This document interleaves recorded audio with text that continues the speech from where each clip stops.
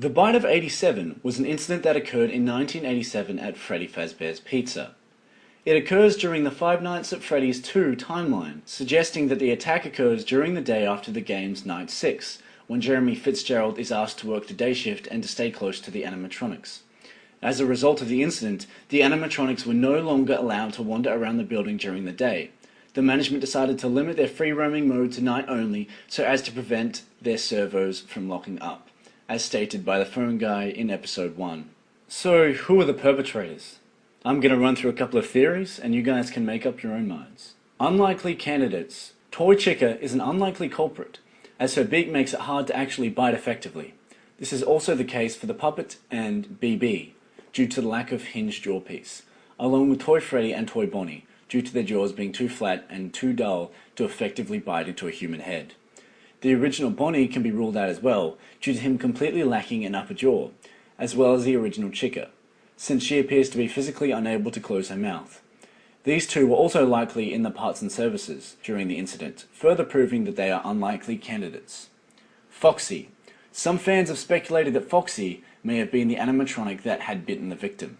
She is considered most likely by fans because she appears to be the most capable of doing so with his seemingly sharp and broken teeth. In Foxy's dwelling place Pirate Cove, there is a sign that reads, "Sorry, out of order," and Foxy finds himself in a state of disrepair, possibly suggesting that the attraction was shut down after the incident. Foxy's jaw also seems to hang loosely, as if it were damaged through excessive force.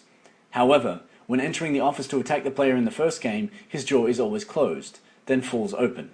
However, the jaw could have been closed due to Foxy's running. You can see his jaw flap. The second game, however, seemingly rules out Foxy as the attacker, as he and the other old animatronics were most likely in the parts and services when the bite took place. It would also seem odd that the owners would keep the animatronics that caused them to be shut down. Then again, Phone Guy once stated that they use those animatronics as spare parts now. Freddy Fazbear. Still, other fans speculate that Freddy Fazbear himself was responsible for the bite. On the poster rules in the East Hall in the original game, one of the rules listed is "Don't touch Freddy." This rule may have been enacted after the bite. However, it could also be because the killer disguised as Freddy to kill the children. There are also 2 instances of faint handprints or hand-shaped impressions on Freddy's face, implying that someone may have struggled against him in some form or fashion. It could be the Phone Guy's print because on Night 4, Freddy's song plays when Phone Guy dies, so Phone Guy could have tried to defend himself from the animatronics. Also, when the bite occurred, Freddy most likely had another head. As in Five Nights at Freddy 2, he possesses a different mask than this one with handprints. However, similar to Foxy, Bonnie and Chica, Freddy was likely in the parts and services, ruling him out as well. The second game also seems to disprove this by hinting that incidents which had occurred in either the first restaurant, Freddy Fazbear's Family Dinner reference in the second game, or the third, the restaurant of the original game, are responsible for the handprints. Mangle. Another popular theory amongst fans is that Mangle was the cause of the bite, as its jump scare involves it swinging from the ceiling of the office with its jaws open. Upon inspection, it seems that Mangle attacks the upper areas of Jeremy's head, where the frontal lobe is located. This further strengthens the possibility that the Mangle administered the bite of '07 in a similar fashion to its death scene. This is reinforced by the mention that the new animatronics were being scrapped, something that would be likely if one of them had caused the bite.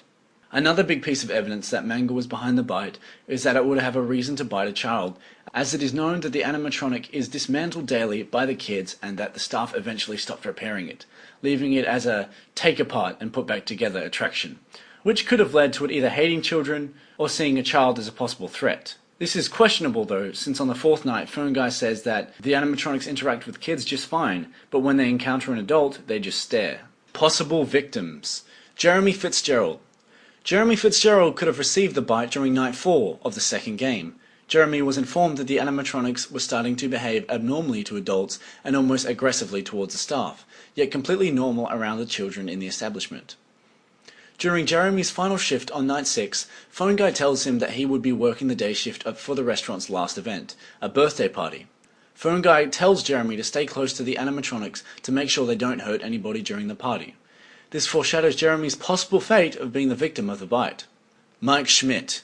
Mike Schmidt could have received the bite while attending the birthday party.